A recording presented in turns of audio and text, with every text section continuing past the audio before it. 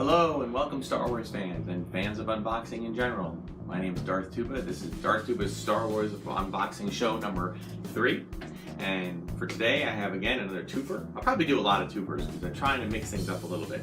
We have something older and something pretty new. Okay, so we're going to start of course with the older. So I'm going to move Ray here aside. Okay, and today we have a titanium series die-cast IG-88 figure. Now, we think about today die-cast, we think about the Disney store having those Elite series die-cast figures, which are awesome. But, Hasbro did it way back in the day. I believe this is from 2006. Okay, they did a whole titanium series of vehicles, little ships like Matchbox car size, and then they started doing a handful of the figures as well. So we're probably going to open up a couple of them over the course of the next few episodes. So why don't we get started and let's see what we can do with this one.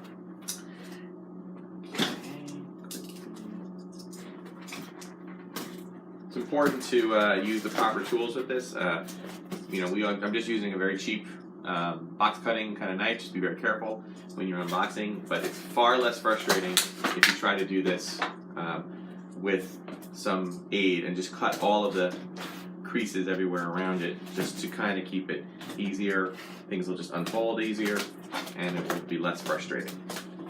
Okay, sometimes these boxes have kind of tuck display kind of pieces, so keep an eye on that. This piece is going to be interesting because it will actually serve as it'll serve as a display piece even after we've taken the display box away from it.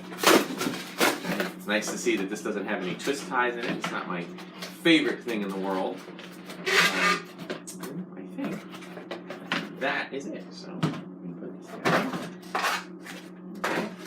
And we have our titanium figure. And it looks like there's some, if you look on the inside, it looks like there's some plastic display extra parts in it. So we'll get that open in a minute. But we also have the, well, this is really just I guess an advertisement for more titanium die-cast figures. They came out with several, and I guess this might be just a catalog that kind of indicates what they are. It does seem to come with instructions too. Oh, good. Just kind of shows you, figure, floor, base, that type of thing. Okay, and the screws. Oh, I see. So you might have to actually unscrew to remove the figure. Wow, that's hardcore right there. Okay, and then it just has a nice little 3-inch vehicle. Those are the small like Matchbox car size, and little check off in it. In addition to Star Wars, they also had Battlestar Galactica for those BSG fans when the 2004 reboot came out. I like that one, not to go off on a tangent, but I liked the BSG reboot. I didn't love it. I felt like it was just, I appreciated the realism of war and what that might be like, but it just seemed a little too real. And almost nobody survived in the end. Spoiler alert. But anyway, back to Star Wars.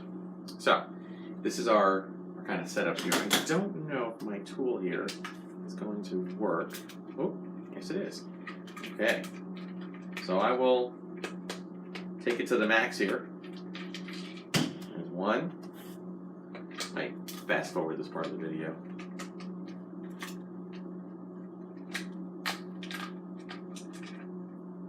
Oh my goodness. 2.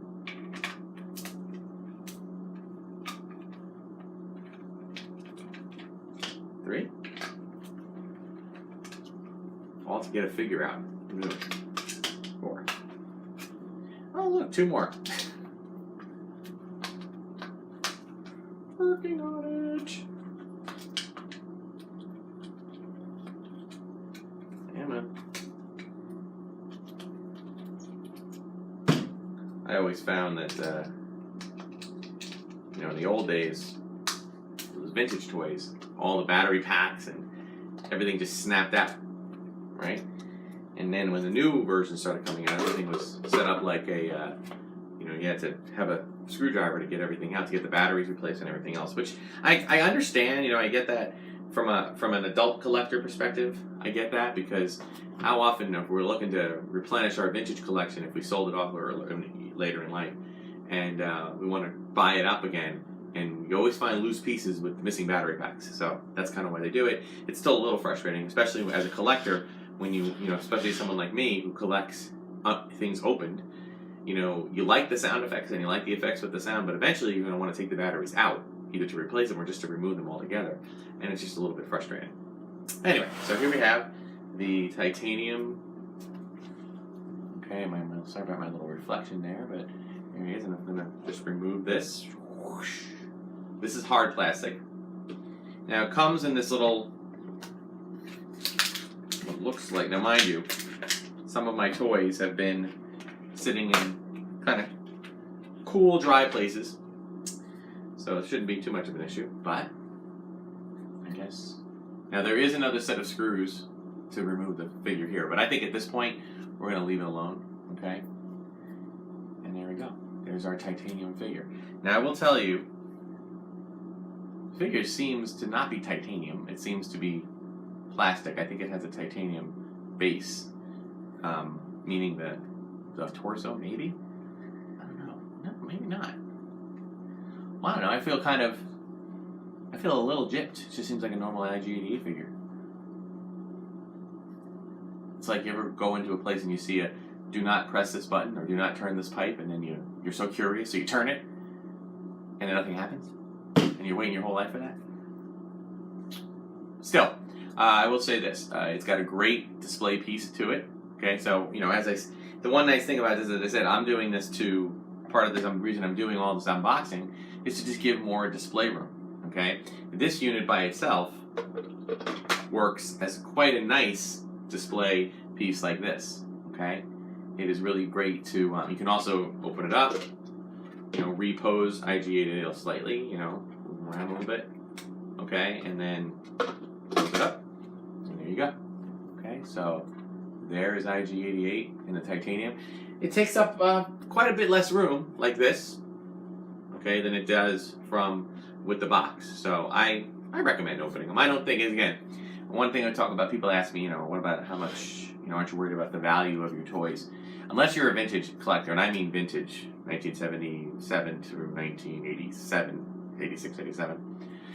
Unless you collected everything mint on card there, you're not really going to be making a whole heaping load of money. I know that there are people out there that make a whole business out of selling older figures to people who want it, but, you know, if you're buying it, I guess, you know, the illustrious Steve Sansweet once said, a toy is worth as much as anybody's willing to pay for it. Okay, for me, I enjoy the Star Wars movies.